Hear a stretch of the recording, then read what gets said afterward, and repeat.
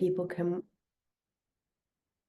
Okay. So just to recap, we'll have the first hour, which is the introduction to the tool, an example of how to use these interpretable 8HS reports. And then in the second part, we'll be giving some demonstrations about how to install and run it on your own computers. So this is an overview of a patient's journey with drug-resistant epilepsy that I'm sure many of you are familiar with. They might have their first seizure, referred to a local hospital, are seen by a neurologist who might make that diagnosis of epilepsy with some initial investigations.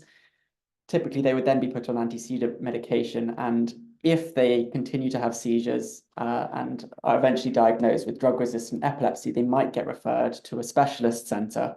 And this is probably where most of you are joining from, where this patient will be reviewed by more expert clinicians and probably have additional investigations. And one of the purposes of these investigations, the MRI scan, is to see whether there is a lesion that can be localized.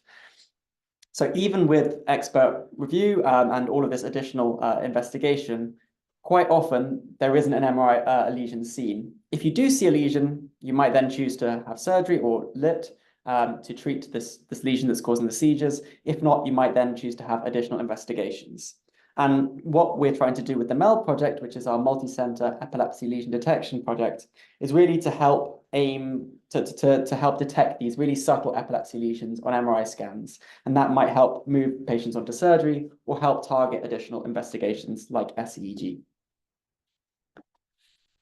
And if we look at the group of patients in whom lesions are missed, they're sometimes called MRI negative patients, where there is a lesion, but it was missed at some point. This is two series of cases, one from the adult Cleveland Clinic Center in America, where they looked at patients who had MRI negative epilepsy and had been operated. And the second cohort is from Great Ormond Street here in London in children. And in each case, we were looking to see, or the authors were looking to see what was the histological cause of this MRI negative lesion. And I think one thing that is notable is they're quite similar what these causes are between the adults and the children. And the most common cause of MRI negative epilepsy is focal cortical dysplasia. So around 45% of these lesions will be FCDs. And the second most common cause is hippocampal sclerosis.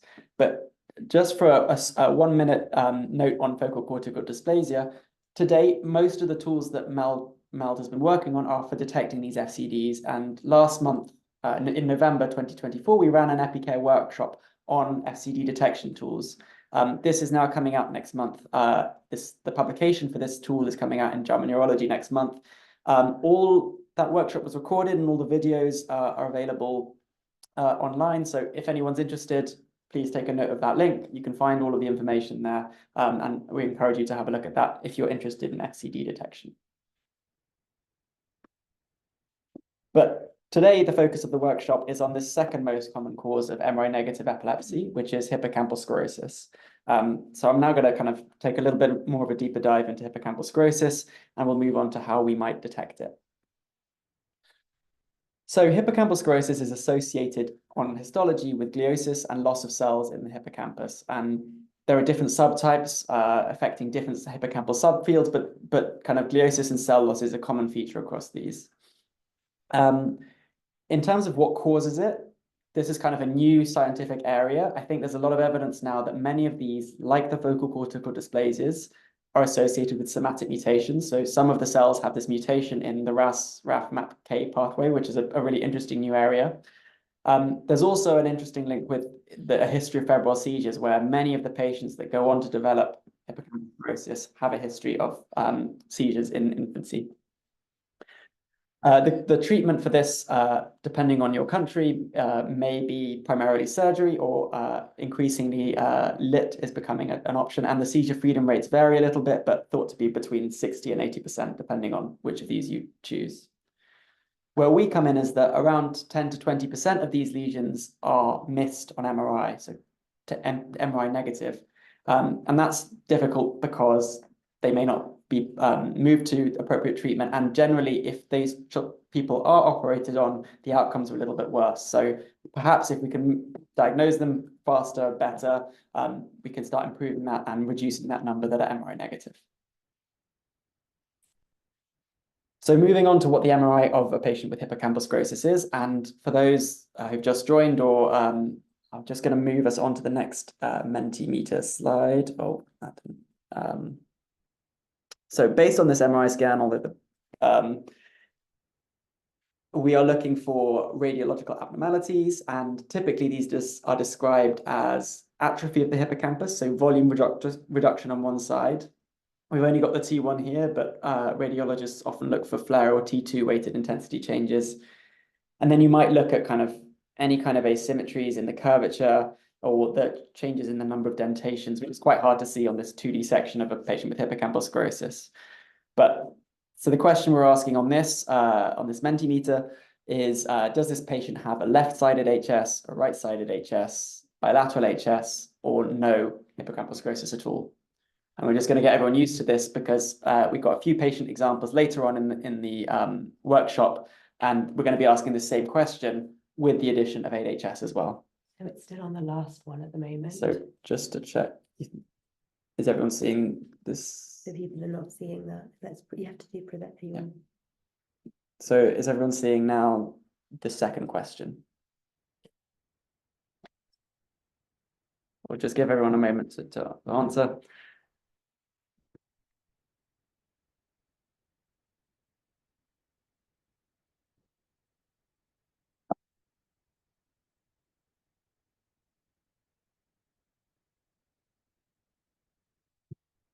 Great. So we've got, I think, I'm just trying to see how many of us there are in total.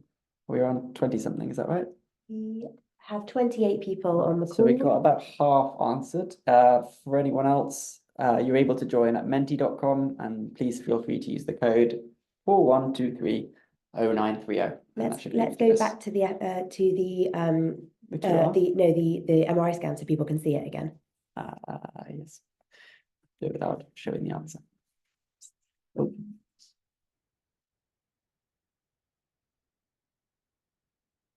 So just to have another look for those, check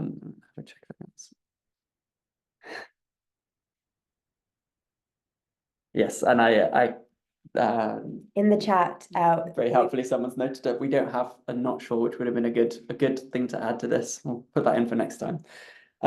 Just going to check where we are at the moment in terms of the poll, and then give away the answer.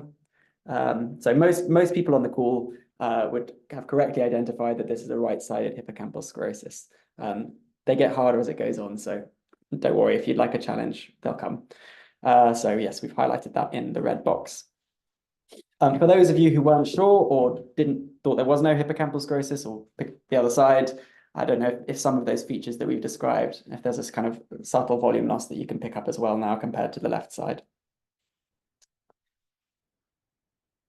So in order to help detect these, we needed to have a training data set, and this is really where the MELD project comes in. We were able to collaborate with first 4 sites around the world to share patients with just hippocampal sclerosis. And in this initial cohort, which is the entire cohort that we used to train this model, we had 154 patients with hippocampal sclerosis. The only consistent modality that everyone had was a 3D T1, so we really just focused on making this work. We also had, through the MELD FCD project, a number of disease controls, so patients with a subtle lesion that wasn't HS, and this is to make sure we're not kind of getting it wrong too often. And then we also have a cohort of healthy controls who should have no lesion at all. Fortunately, because of this fantastic network through the MELD project, we also were able to collect 275 additional independent test patients with hippocampal sclerosis, as well as some additional disease controls. And that we were able to then evaluate that our tool could generalize, how well it would generalize on new sites. And this is actually the first use of the MELD focal epilepsy data set, which is an international data set, pediatric and adults. I think many people on the call have already contributed to this. If you haven't and would like to, please do get in touch after the workshop. And I think at this point, I might pass over to Mathilde Ripar, who has done a lot of the work developing automated interpretable detection of hippocampal sclerosis. Hi, everyone. So yes, so as Conrad said, we developed a tool which is called ADHS. That stands for Automated and Interpretable Detection of Hippocampal Sclerosis. And what this tool can do is, in one command, it can take as an input a 3D T1 weighted scan, and it does a few processes that I'm going to explain in more details just after. And it outputs an individual patient report with some results. So the first step is to use these T1 weighted scans and process it into the hippocampal software to extract features. So hippocampal is an open source software that is using deep learning to segment the hippocampus and then unfold it to obtain a surface reconstruction of the hippocampus. So you can see on the image in the middle, we have an example of our patient with a right hippocampal sclerosis. So this is the segmentation on the left, and on the right, the hippocampal reconstruction. And we can see that the hippocampus, the surface for the right hippocampi, which is on the right in the image, is a bit smaller than the left. And we also get a segmentation score, which is a dice similarity metric, which enables us to see how to have a quality check of the segmentation. So this dice is obtained by comparing the segmentation for these patients with an atlas-based segmentation that is used by hippocampal. So one thing to check is if your segmentation score is below 0.7, we recommend, and hippocampal recommends, to manually verify that the segmentation is accurate. So what we get from hippocampal is we are able to extract surface-based features of the hippocampus, such as the cortical thickness, the georification, the mean curvature, and the interesting curvature, which are giving us information about the footing of the hippocampus. And we also extract a volume-based feature, so the volume of the hippocampus from the segmentation.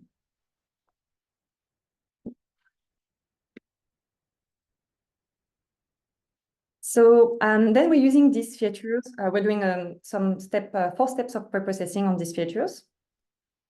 So the first step is the outlier removal. So I'm going to go over these steps by showing you an example that is done on the features from a patient. So our patient that has a right hippocampal sclerosis. So here on the left, you can see the surface-based thickness for this patient on his left hippocampus and right hippocampus. And you can compare this to the average surface-based thickness in the controls. So the first step is, as I said, to remove extreme vertices. And for that, we are removing the 10% edges on the side of on the top and bottom of the hippocampus. And we're also smoothing all the vertices, and this is to remove extreme vertices. Then we are using this, we are averaging the surface-based thickness, so the thickness in the whole hippocampus, to get one average value for the left hippocampus and the right hippocampus in our patients. And we can compare this with the average in the controls. So as you can see here, for example, we can see that there is a slight difference. The right hippocampus for our patients is slightly smaller. But we can see that this is also the case in the controls. The right hippocampus is slightly smaller than the controls as well. We can also note that there is a slight difference on average. Both hippocampi in the patients are smaller than the control. And the question that we can ask ourselves is this patient have a smaller hippocampi than on average than controls? Or could it be due to a bias that is induced by, like, scanner bias, for example, in the data? So that's why we are using an harmonization step, which is removing, adjusting the data for the potential scanner differences. And we can see that applying this harmonization step on our patients help removing a bias that was in the data and adjust the data to, and we can see that the data are now much more similar to the one that we have in the controls. And then what we're doing is we're looking at the asymmetry between the left and the right hippocampi, and we are normalizing by the controls to remove potential normal asymmetry that you can see in the healthy population. And so this is how we get normalized asymmetry scores that we are going to use later on. So using these features, we have done some characterization. So the first characterization that we have done is we have used the harmonized average features to create normative growth curves of the healthy controls in the main cohort. So we use the 121 controls that we had in our cohort, and we applied GAM curves, which has generalized additive models, on the healthy male in blue and the healthy female controls in red. And for example, if we take the example on the volume here, we can see that we have curves for the 5th and the 95th percentiles of the healthy male population and the healthy female population over the age. And when we are looking at where those the ipsilateral hippocampus in HS patients and the contralateral in purple and the contralateral hippocampus in the HS population and the disease control falls, we can see that the ipsilateral hippocampi are most of the time above 90% of them are below the outside of the normative growth trajectory. So for example, for the volume, they are below the 5th percentile. For the thickness, they have also a decreased thickness compared to the healthy population, decreased gerification, and they're going to have an increased curvature and an increased interesting curvature compared to the normative trajectories. And this can be used to map an individual patient. So if we take the example of our patient with right hippocampal sclerosis and we map this patient compared to the normative trajectories, we can see that the left hippocampus for this patient falls between the normal range of the healthy population, whereas the right hippocampus falls outside of the normative trajectories. And we can see that for the 5th features here, they are all characteristic of hippocampal sclerosis. Then we use the asymmetry. We use the asymmetry features to look at the difference between patients and between the controls and the disease control. And you can see that the asymmetry features for the ipsilateral hippocampus are smaller for the volume, smaller thickness, smaller gerification, and higher mean curvature and interesting curvature.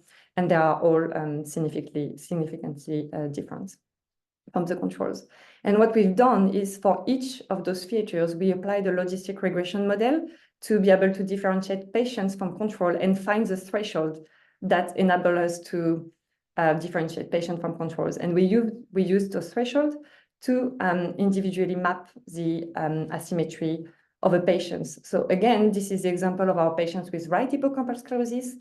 And so on this graph, you can see the magnitude and the direction of the asymmetry for these patients. So you can see here that all the features, so this patient has a decreased volume, decreased thickness, decreased gerification on the right hippocampi that is going above the threshold to say that this is likely to be a patient. And it has also an increased mean curvature and increased interesting curvature, again, above the threshold.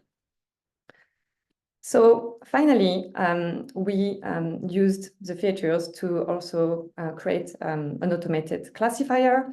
And for that, we used a logistic regression model. So we input the 5 features that we have for all the patient and controls. And we trained a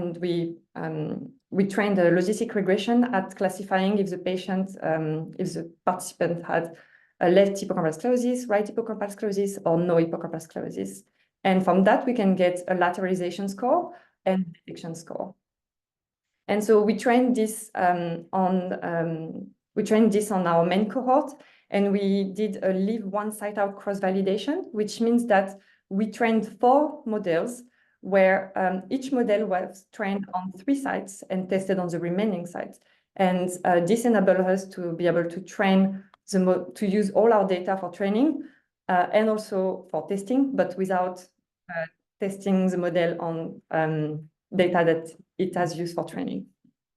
So with that, we obtained 4 models, and we can average those models to create the LHS model. And so the performances of the model, the LHS model on the main cohort and independent cohort are quite promising. So we can see that on our main cohort, we have 90% of detection in the patients and 97% of lateralization in the patients. And specifically, we have 79% detection and 91% lateralization in the patient that were previously reported MRI negative on this cohort. We also did an independent test validation on an independent test cohort, which was composed of 256 patients. And we can see that the results are as high as on our main cohort, which means that the model was able to generalize to data that were not seen before. And have also done a test on the data from a small sample of data that were acquired at 1.5 Tesla. And we can see that even though there is a slight drop in performances, the model is still able to detect of over 80% of the EHS patients. So how can we use that for individual prediction?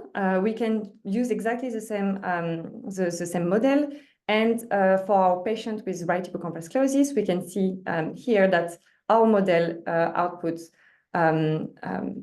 scores of 99% prediction probability of prediction for right hippocampal sclerosis.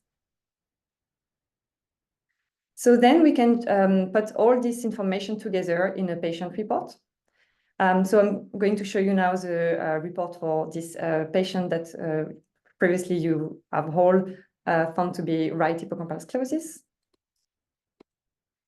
So this is how the report looks like. So I'm going to go very briefly on the data, but as a report shows the segmentation output, like we previously showed you, and it plots also the individual the patient's patient features against the normative trajectories, and then the asymmetry characterization and the automated detection and lateralization score. So this is what you can obtain. This is the final output that you can obtain with the LHS pipeline. And I'm now going to give back to Sophie. Thank you. So now hopefully you've all got an idea of how the AHS pipeline works. So we're going to go through some example patients now. We're going to first show you their MRI scans, and then we're going to show you the report, and we're going to see whether it changes people's opinions of whether this is left, right, or no HS. I know that we haven't got a not sure option, so just maybe guess if you don't know. We'll assume that anyone who doesn't answer is not sure. And yeah, okay, we'll assume that anyone who doesn't answer is also not sure. Okay, just to let you know that we also have videos on YouTube that also tell you how to view these reports and interpret them. And then just a reminder to everyone that this algorithm hasn't been approved by the MHRA or any other regulatory agency. So this is a research tool at this time. Okay, so I'm going to show you first, here's the patient's MRI scan. So if you just have a look now and have a look whether you think there's left hippocampal sclerosis, right hippocampal sclerosis, bilateral hippocampal sclerosis, or no hippocampal sclerosis. And again, for anyone who hasn't joined, you can enter the quiz at menti.com and use code 41230930. Good question by Conrad. Have I advanced the slide? Let me have a look. I hadn't. What do I need to do? Okay, sorry. Start again. Voting on this patient, whether you think it's left, right, bilateral, or no HS. I'm going to go back to the slideshow, and hope we're not giving away the answers by doing this, but yeah, and get people to vote.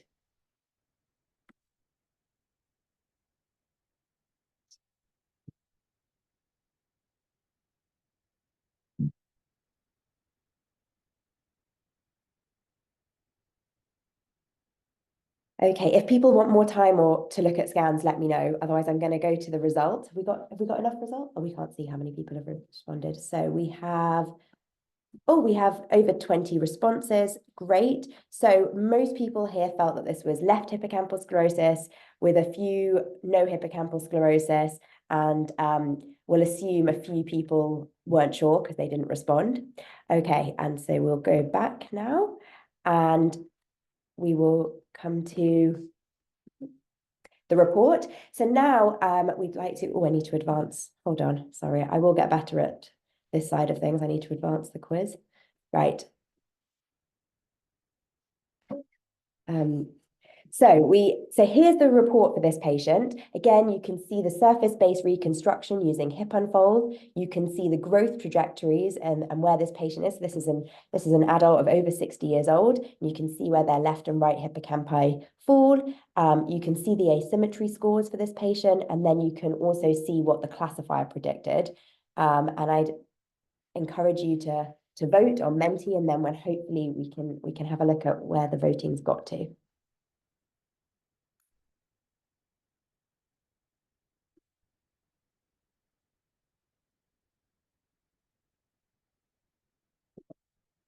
Sorry. Okay, so we'll go back to the report because we've only had 10 responses so that people can look at it.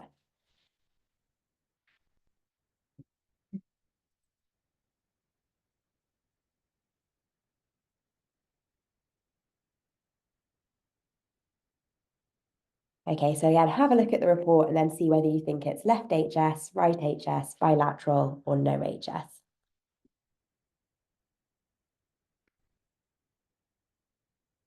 Okay, so we've had 15 responses and 14 think that this is left HS. I'm gonna, fine, and you are correct. In fact, this was a patient who was considered MRI negative. They hadn't been so. I think we've got a more expert audience than some of the radiologists who reviewed this scan. So this patient was the hippocampal sclerosis wasn't detected on MRI, but you're right, they do have a left hippocampal sclerosis, and it was correctly predicted by the AID-HS package. So we're going to move on to the next patient. This is another patient, and I'd like you to have a look and see whether you think it's left HS, right HS, bilateral HS, or no HS.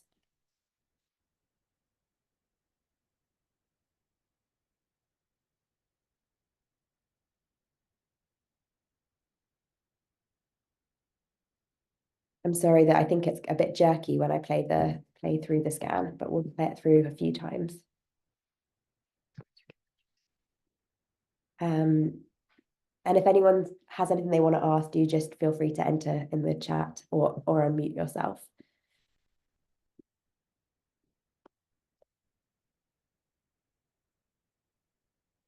Okay, let me see how many people have voted now.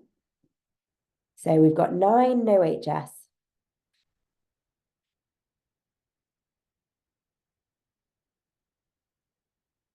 We'll wait for a few more people to vote.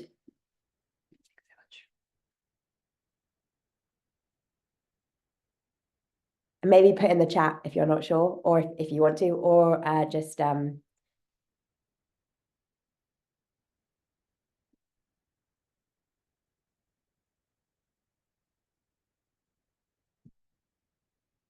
All right, let's see how many votes we have now. We now have a mixture, so I think people were less confident with this one.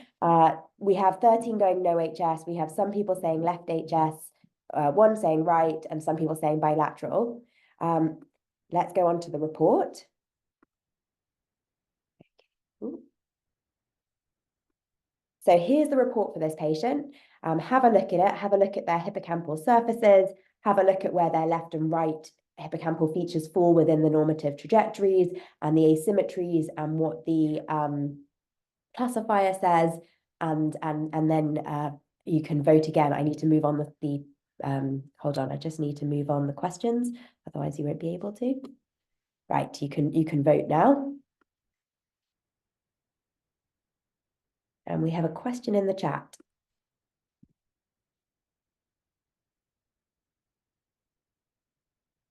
So we have a good question in the chat, which is, isn't it interesting that the thresholds for left and right hippocampi are different? And it's a really good point, which we haven't explored in that much detail at the moment, in terms of why we think that is. That might be to do with natural asymmetries Yeah. which do exist, or just the split of patients in our cohort. It's a good question. We don't know for sure. True. So just to repeat what Conrad said, in case you couldn't hear, do you want to repeat? So it's a great question about why these. So I think the point that you're highlighting here, Tatiana, is that the right threshold seem much higher than the left. These are Z-scored asymmetry indices, so it might be that that doesn't necessarily reflect kind of the absolute asymmetry in terms of millimeters because it's against control distributions. But it might also be that in our population, there's some, so it might be that hippocampal sclerosis itself is kind of differentially asymmetric on left and right sides. It looks a bit different, or it might also just be to do with our population. It's kind of hard to pin that down. Yeah, because these are the thresholds that differentiate effectively our left HS patients from our controls on this side, and these are the thresholds that differentiate our right HS patients from controls on that side. And obviously, it's just who's in our cohorts. But it's an interesting point. Okay, let's see how many people have voted. Oh, I've just given away the answer, but okay. So we have 13 who voted no HS. And now I can tell you that you are correct after that. So in fact, this patient doesn't have HS, and they're actually a patient with FCD. They were part of our disease controls. And interestingly, we also ran them through our MELD graph FCD detection algorithm. And this is where their lesion is. It's on the left hemisphere in the rostral middle frontal area. In red, you can see where the MELD graph algorithm predicted. And in green is where the lesion mask is for this patient. And you can see that it's really the cortical thickness and blurring of the gray-white matter boundary that are driving the classifier's prediction in this case.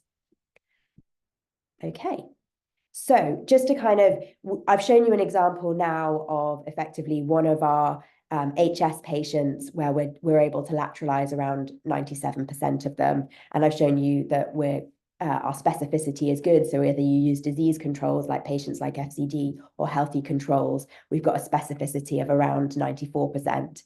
But now I'm going to take you through some of the more challenging and complicated cases for using AID-HS. Okay, so here is another patient. Have a look at their scan. And again, tell me whether you think there's left HS, right HS, bilateral HS, or no HS.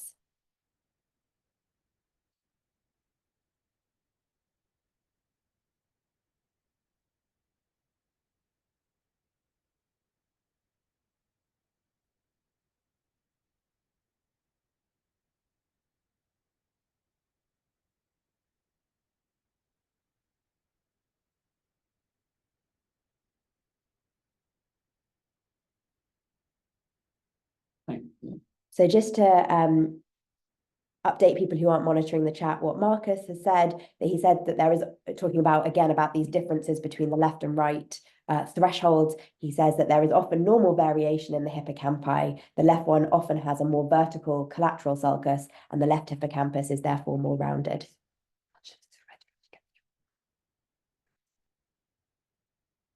Okay, so let's see what people have voted for this one and how many people have voted. Okay, so we have a split on this, well, a mix on this one. We've got some people voting left hippocampal sclerosis, 1 left, 9 voting right, 6 voting bilateral, and 2 voting no HS. So now let's have a look. Oh, sorry, I'm having tech issues. Right, I've advanced the slide. Okay, so now we're going to look at the report from AID-HS. So again, we've got the surfaces here. We've got where the right and left hippocampi fall in terms of normative trajectories. We've got the asymmetry scores, and then we've got what the classifier predicts.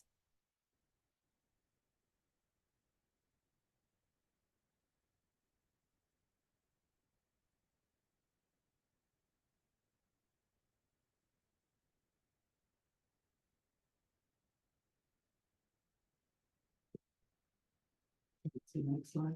Double check. Can everyone see the next slide? Yeah. Oh, okay. We have another question while people are having a look at this report from Tatiana, who's asking, is the model learning from new cases that it's been exposed to too? Like if the patient ends up operated and we got histology, is there a way to back propagate this new patient in the model? It's a really good question. Unfortunately not. This is at the moment a fixed model that's been released. We could in the future think about recollecting data and retraining a new model with new data, but the algorithm that's released at the moment is a fixed model so that we could report performances.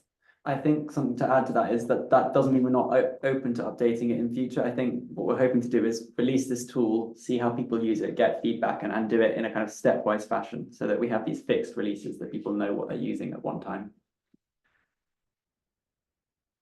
Okay, so let's see what people have voted now. Oh gosh, I'm having. So we've now got a mix between no HS and left HS.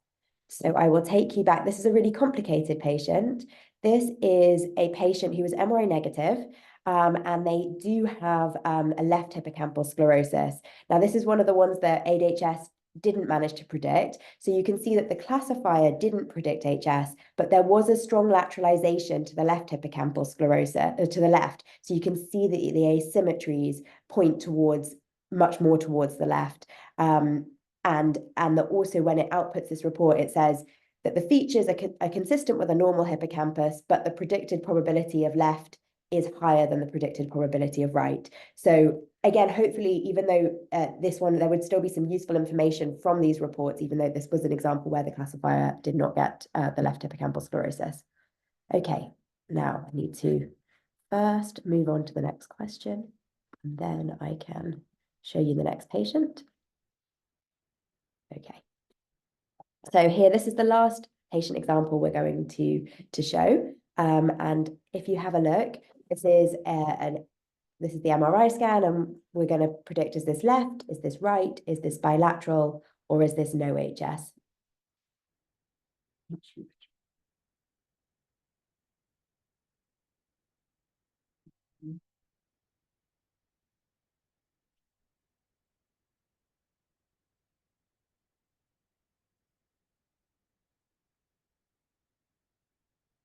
We've got a couple of good questions in the chat. Should we try? So the one is ranking of relative features in the regression model. Is volume or curvature the most prominent feature? So I think that someone, not of this specific model, but of a very similar model, someone did do feature analysis, and volume is the strongest feature by a long way. And in fact, if we just use volume, you end up with, up to 92 if it's 95%. So you lose a little bit without using the other features, but really volume is the major feature. But we haven't explicitly done that feature analysis for this particular model, but I would be pretty certain that volume would come out top. In terms of a gold standard on the operated hippocampus, but not on contralateral, you're not sure if the patient has bilateral HS. How did you deal with the grand intrusive of the hippocampus in the not operated side? So I think we'll pause this question for a minute, and just move on to what people are voting for this patient. So here we've got a vote based on the MRI of predominantly bilateral HS. Let's have a look at the classifier report now.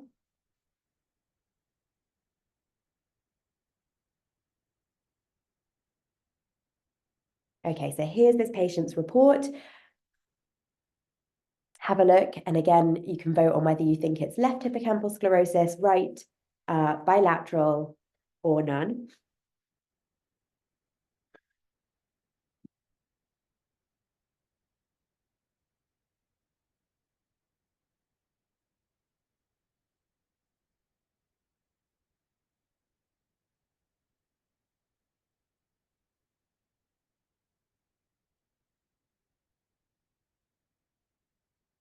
Oh, apparently I haven't moved the slides on, so you can't actually vote yet. Sorry.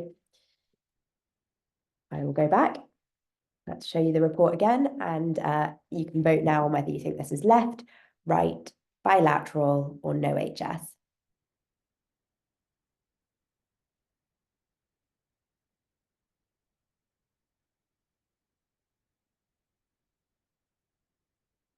Let's have a look at who's voted. So we've got a mix here between right and bilateral HS. And this is an example of one of the, I guess, limitations of the classifier. We didn't have examples of bilateral cases. So the classifier is trained, the actual classifier part at the end is trained on asymmetry scores. So it's trained on left versus right, right versus left. And so therefore, it is unable to detect bilateral cases. So you can see here that when you can see that the features of this patient, both the left and right, look abnormal, and that's quite evident from the normative trajectories. And here the tool outputs a flag that says, this could be a bilateral case. So think about bilateral HS, because although there's still an asymmetry with the right more than the left, both features are abnormal. So when you're using this tool, you need to be aware that it is unable to detect bilateral HS.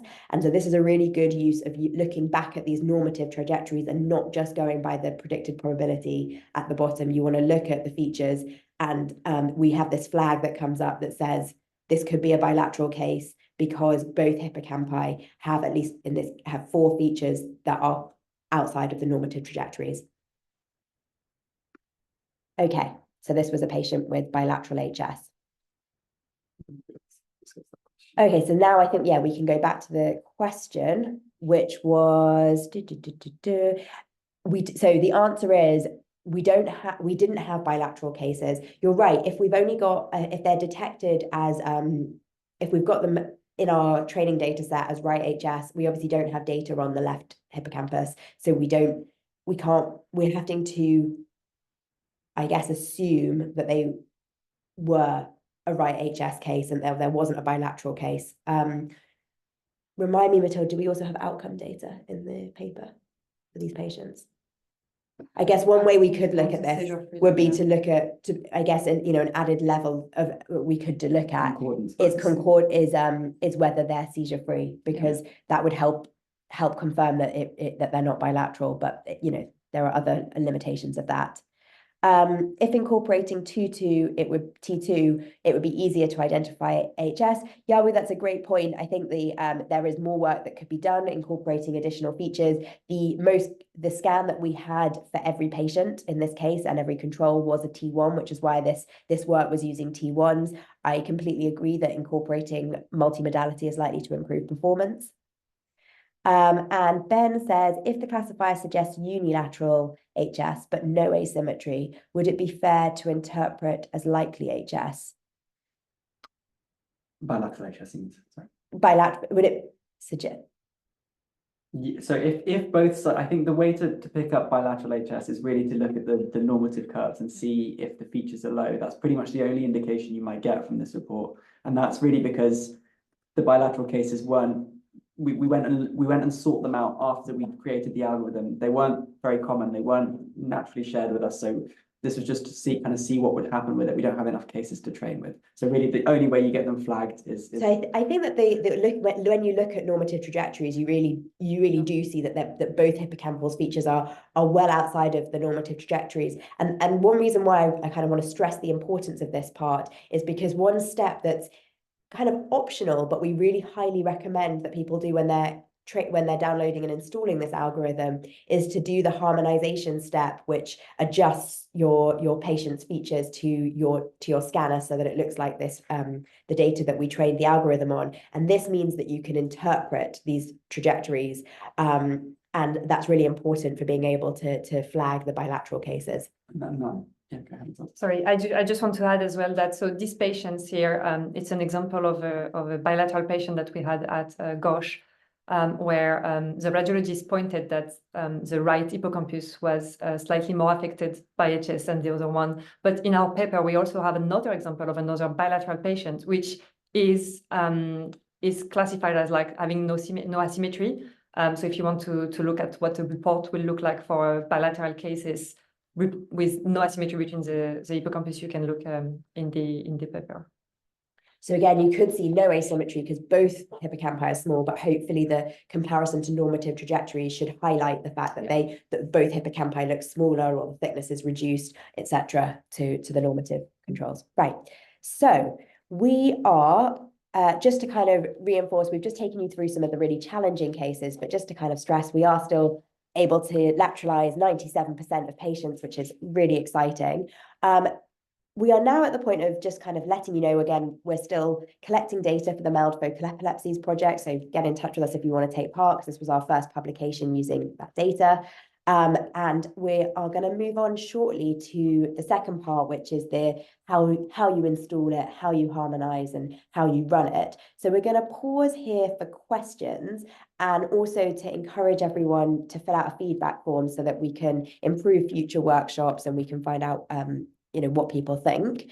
So I'm going to stop sharing my screen so that I can see if people are asking questions, and then I'm going to post the feedback link in the chat and really encourage people to answer questions, to ask their questions. So okay, does anyone have any questions? Okay, so Tatiana has asked, seizure freedom would be a good indicator for normalcy of the contralateral side. Yeah, you're right. Okay. You'll show the feedback link. Yes, I will just share the feedback link, and then if anyone has any questions or just wants to kind of have any discussion about we'll stay on for the next 9 minutes, but we won't move on until 3 o'clock European time. So if anyone needs to take a break at this point, now's a good opportunity. And just to let you know, actually, I will share my screen. What we'll be covering in the next part. So at 3 o'clock, we will then be basically showing our YouTube tutorials of how to prepare your data, how to compute the harmonization procedures, and how to run the prediction pipeline. Whilst during the video is playing, we'll be monitoring the chat to answer any questions. Okay, so there's a question on, have we tried this with 7 data yet? Okay, so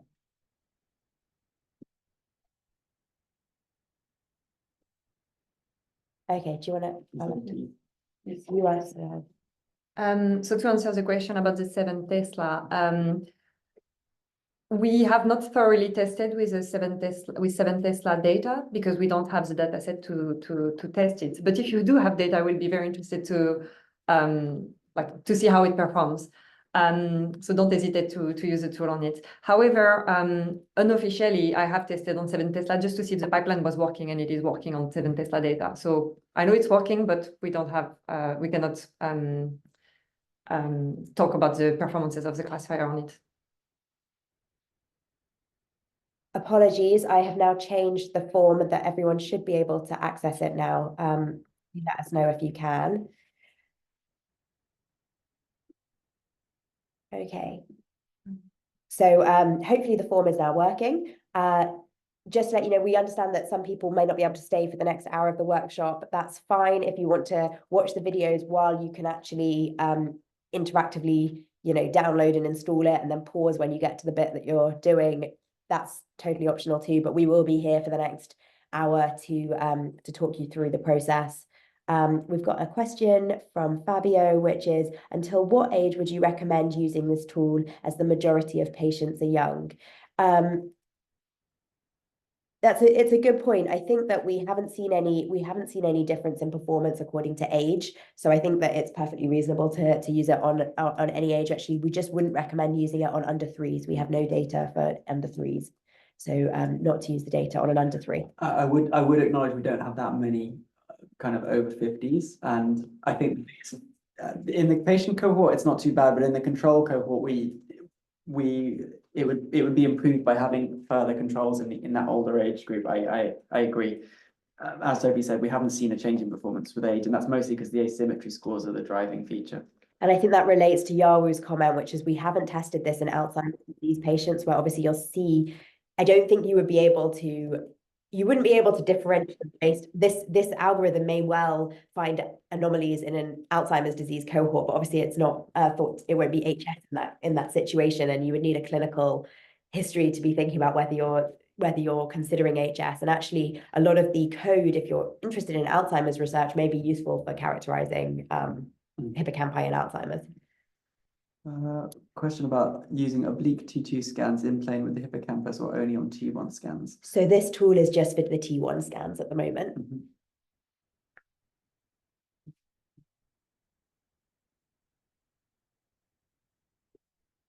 And Matilda's just put a link to the paper, which has a table which shows you the breakdown in performance according to children and adults, and also according to histopathological status and seizure outcomes.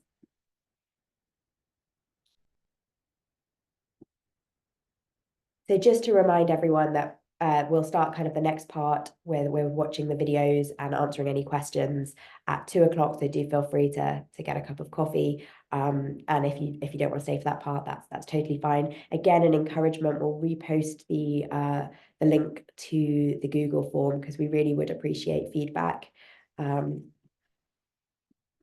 What you liked and what you didn't like about the workshop. You made a note to have an unsure button. That's a good Yes, the have a not sure was a good one.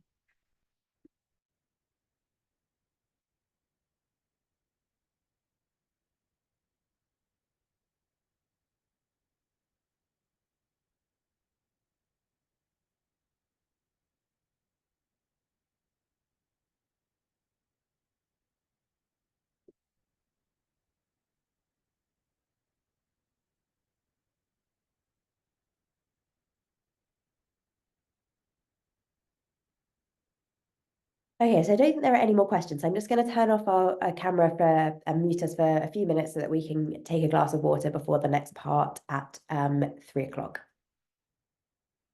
So we'll be back in 4 minutes.